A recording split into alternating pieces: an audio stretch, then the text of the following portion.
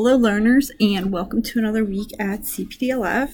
We are on week 26, our ConnectU launch, and this week we're going to be talking about different types of assessment questions because many of you will be taking the Keystones or just like later in life or just any time you're going to have questions to deal with. Even sometimes when you're filling out forms for life in general, there are multiple questions. It will ask you to do this, this, this, and this.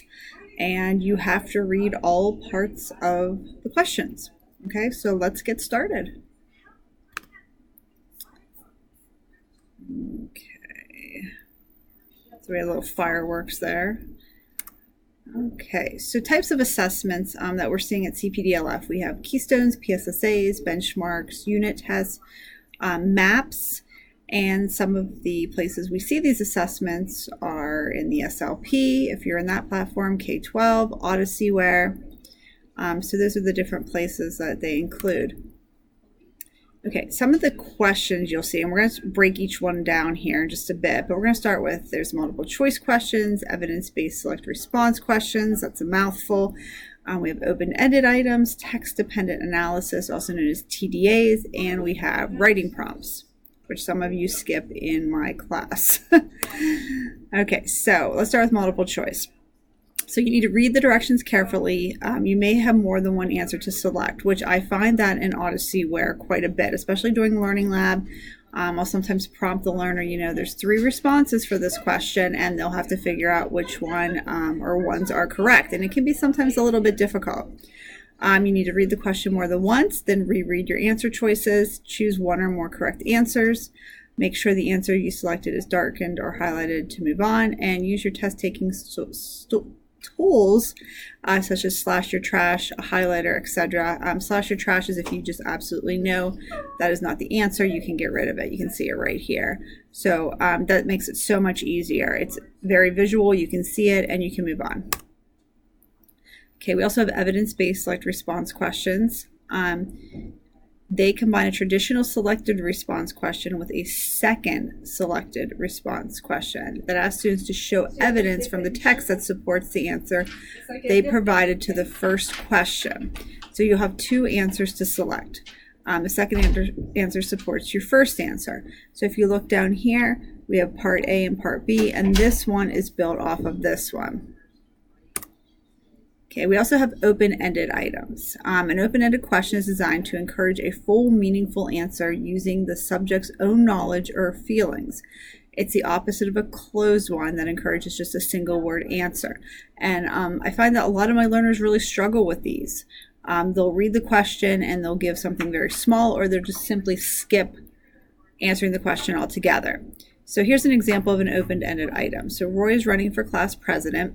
He polls 50 students. 60% of them say they will vote for him. There are 50 students in Roy's class. Based on his survey, how many students should he expect to vote for him? Show or explain all of your work. And Roy will sell fruit drinks to raise money for his campaign. A fruit drink costs 10 cents and he sells it for 50 cents. Well, that's a deal. How many fruit drinks does Roy need to sell to earn $80? So show all your work and explain why you did each step. And I find even on my son's own math homework that he will only do part of the question and he will not do the other part, and he will miss points.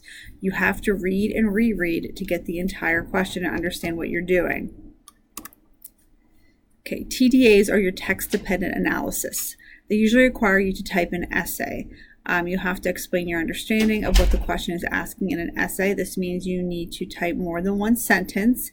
You should type usually at least a paragraph or more, and that's what we're looking for. We're not looking for you to have exactly 600 words or exactly 200 words. We want you to answer the entire part of the question or questions, break it down, and make sure you cover everything. Give details from the lesson to cover it. Okay, then we have our writing prompts. Sometimes you will be given a rubric to help you understand what you will be graded on. You can create yourself a graphic organizer. I always love these. It breaks everything down where you can have, your beginning paragraph and then your bodies in the middle, and then you can wrap it up at the end. And you can find ways to put your facts in there. And I think this is a really great way if you're not sure about how to write things or a little unsure of yourself, or just to keep yourself organized. Types of assessment questions. Let's wrap it up here. Remember, for any type of question on an assessment, remember to read the directions. More than once is not going to hurt you. Read the question twice, 3 times, 4 times, as much as you need to fully understand it. Read all answer choices before making a decision. Use tools or strategies like slashing your trash, highlighter, process of elimination, etc. And I always used that when I was in school. I would go through and just get rid of ones that absolutely cannot be the answer. And sometimes with math, you can actually take the answer and plug it into the question they're asking you. And if it doesn't fit, then it's not going to be the answer. And understand what the question is fully asking you to solve or explain before moving on. And if you can't understand what they're asking, this is a good time to reach out to your teachers. Reach out and say, listen, I don't fully understand this. And I have this. A lot of learners will say, can you explain this to me in another way? Can you, summarize what they're asking here? What do I need to include? And I'll write back to them. And if they still don't understand, we'll keep going back and forth until they understand. I'll give them examples of what to do. So if you're not sure, reach out to your instructors and get help. And they're here to explain it for you. And the other thing is, make sure you're taking advantage of those teachers from 5 to 8 during the week. And I think it's 5 to 7 on Fridays, where they're there for you. There's math teachers, English teachers. They're here to help you get the help that you need. Okay, so any questions, reach out to me. And if not, you guys have a wonderful week. Thanks. Bye.